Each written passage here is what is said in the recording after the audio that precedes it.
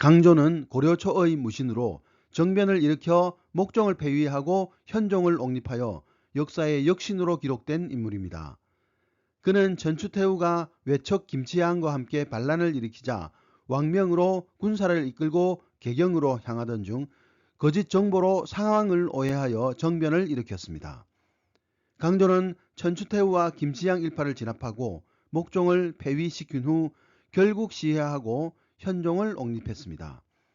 비록 그의 정변은 나라를 위한 마음에서 비롯되었으나 목종을 시해함으로 말미암아 훗날 역신으로 기록되는 오점을 남기고 말았습니다. 또한 그의 정변은 거란 침입의 빌미를 제공하여 제2차 요요 전쟁을 가져왔습니다.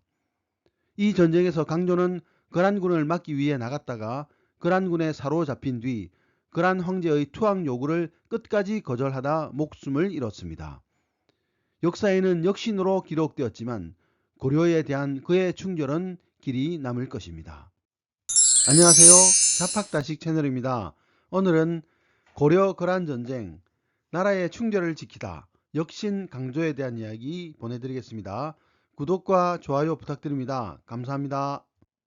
역사에는 강조의 출생이나 가계에 대한 기록이 전혀 남아있지 않습니다. 다만 그가 목종 때 서북면 도순검사로서 서북방 수비 책임자로 있었던 것으로 보아 목종의 신임을 받았던 뛰어난 무장이었을 것으로 생각되어집니다. 거란과 국경을 맞대고 있는 서북방은 거란의 제1차 침입 이후 군사적으로 가장 중요한 지역이 되었기 때문입니다. 훗날 강조가 역신으로 기록되면서 그 이전의 기록들도 함께 삭제된 것으로 생각되어집니다. 목종 12년 강조는 군사를 이끌고 와서 개경을 호위하라는 왕명을 받았습니다. 당시 목종이 병으로 자리에 눕자 그의 어머니였던 전추태후와 전추태후의 정부였던 김치양은 자신의 소생을 왕으로 세우기 위한 음모를 세우고 있었습니다. 이러한 사실을 알게 된 목종은 김치양을 내쫓고자 했으나 어머니 전추태후의 마음을 상하게 할까 두려워 실행에 옮기지 못했습니다. 그 후 전추태후와 김치양 사이에 아들이 태어났고 이때부터 두 사람은 자신들의 소생을 왕위에 올리기 위한 음모를 꾸미기 시작했습니다. 목종 6년 후사를 두지 못한 채 갑자기 목종이 병석에 눕자 두 사람은 유력한 왕위 계승자였던 대량 원군을 강제 출가시킨 후 죽이려고 했습니다. 그들의 음모를 알게 된 목종은 병을 이유로 정사를 전폐하고 최충순을 불러서 최항과 함께 대량 원군을 옹립하라는 밀지를 내렸습니다. 목종의 밀지를 받은 최충순은 최항과 의논하여 황보 유이 등 10여 명을 신혈사로 보내서 대량 원군을 맞이하게 했습니다. 그리고 서북면 도순검사 강조를 불러들여 왕실을 호위하도록 조치했습니다. 강조는 왕명을 받은 즉시 군사를 이끌고 개경을 향해 출발했습니다. 강조가 동주 용천역에 이르렀을 때 목종의 미움을 사 외직으로 쫓겨난 위종정, 최창 등이 군영으로 찾아와 강조에게 말했습니다. 지금 성상께서 병이 위중하여 목숨이 경각에 달려 있는데 태후가 김치양과 모의하여 사직을 빼앗으려 합니다. 그들은 많은 군사를 거느린 공을 두려워하여 공을 처단하고자 왕명을 위조하여 공을 불러들인 것입니다. 속히 서북면으로 돌아가셔서 훗날을 대비하십시오. 그러나 이 말은 모두 거짓말이었습니다. 하지만 강조는 이 말을 믿을 수밖에 없었습니다. 왜냐하면 이미 온 나라 안에는 왕에 대한 이 소문이 나돌고 있었고 심지어 이미 목종이 죽었다는 소문도 나 있었기 때문입니다. 게다가 강조가 개경에 오는 것을 두려워한 전추태후가 전령을 수비하고 사람들의 왕래를 막았기에 정확한 정보를 알 수가 없었습니다. 목종이 이미 죽고 조정 또한 김치양의 손에 넘어갔다고 생각한 강조는 급히 군사를 돌려 서북면으로 다시 돌아갔습니다.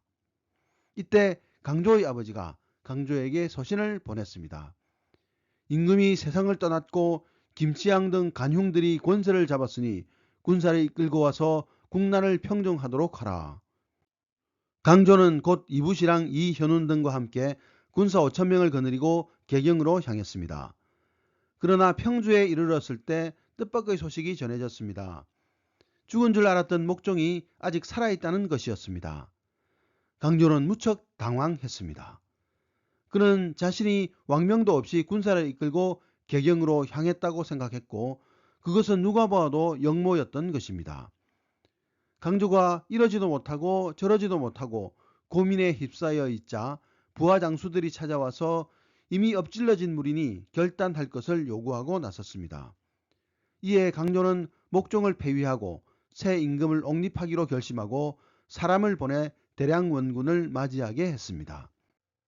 정변을 결심한 강조는 개경에 입성하기 전에 목종에게 글을 올려 자신이 군사를 움직인 까닭을 밝혔습니다.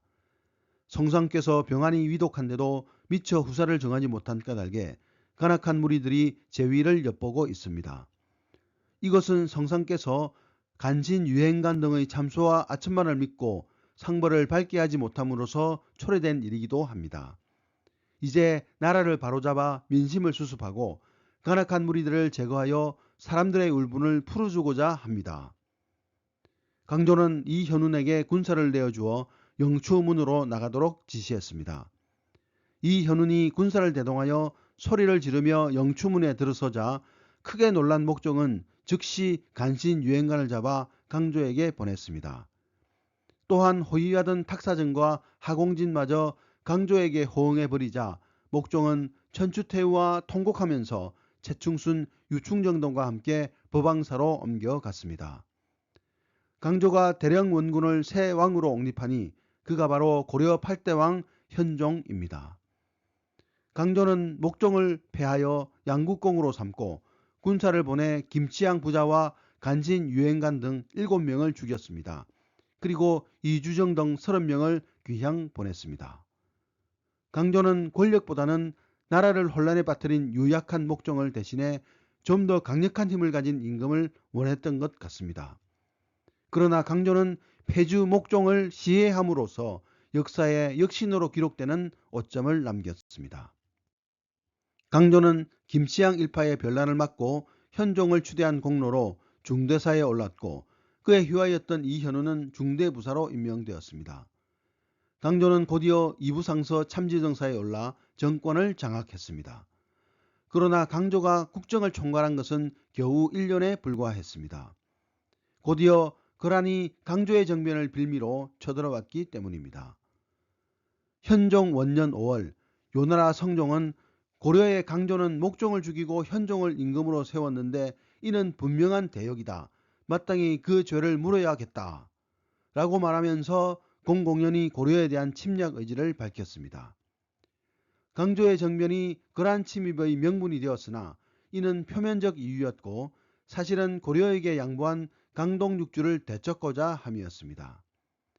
그해 10월 영행도통사가 된 강조는 영행도통부사 이현운, 장연우 등과 군사 30만 명을 이끌고 통주에 주둔하며 거란 침입에 대비했습니다.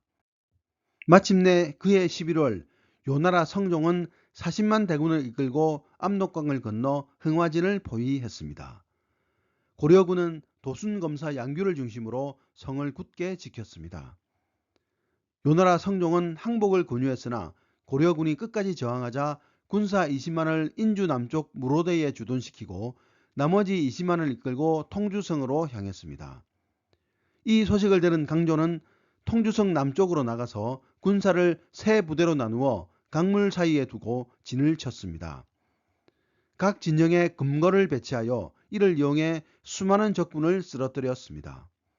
그러나 수차례의 승리로 자만에 빠진 강조는 방심하여 적에게 틈을 보이고 말았습니다. 거란군의 공격에 철저히 대비하지 않고 진영에 앉아서 바둑을 두었다는 것입니다. 이때를 놓치지 않고 거란군은 공격하여 삼수체를 격파했습니다.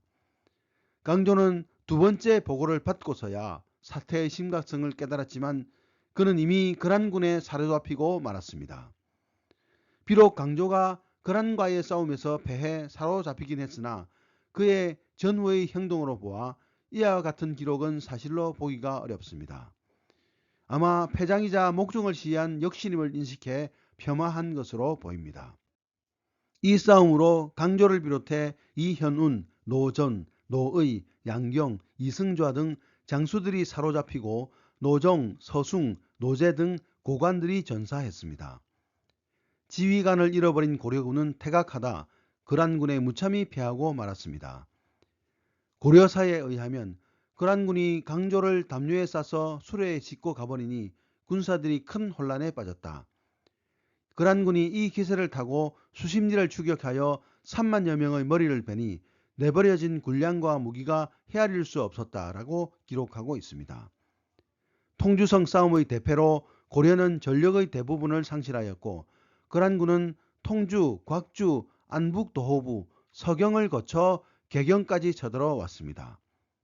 이때 현종은 거란군을 피해 나주까지 피난을 가는 수모를 겪어야 했습니다. 고려는 양규, 김숙흥 등의 분전과 하공진, 고영기 등의 목숨을 담보로 한 외교로 간신히 국가적 위기에서 벗어날 수 있었습니다.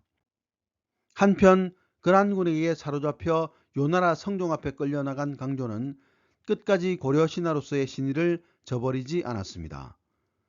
요나라 성종은 결박을 풀어주며 나의 신하가 되겠느냐라고 물었습니다. 이에 강조는 나는 고려 사람인데 어찌 너의 신하가 되겠느냐라고 대답했습니다. 요나라 성종은 재차 물었으나 강조는 끝까지 거절했습니다. 요나라 성종이 자신의 살을 찢어가면서까지 토항을 종용했으나 강조는 끝까지 거절했습니다. 요나라 성종은 이번에는 함께 잡혀온 이현운에게 투항 여부를 물었습니다. 이현운은 두 눈이 이미 새 일월을 보았는데 어찌 옛 산천을 생각하겠습니까? 라고 대답했습니다. 이에 곁에 있던 강조가 너는 고려 사람인데 어찌 그런 말을 할 수 있느냐며 크게 꾸짖었다 합니다. 끝내 강조를 돌이킬 수 없다고 판단한 성종은 그의 목을 베었습니다. 강조는 비록 역사에는 역신으로 기록되었지만 끝까지 적에게 굴복하지 않고 고려의 충절을 지키다가 장렬한 최후를 맞았습니다. 오늘의 참고도서는 교양으로 읽는 고려사였습니다. 감사합니다.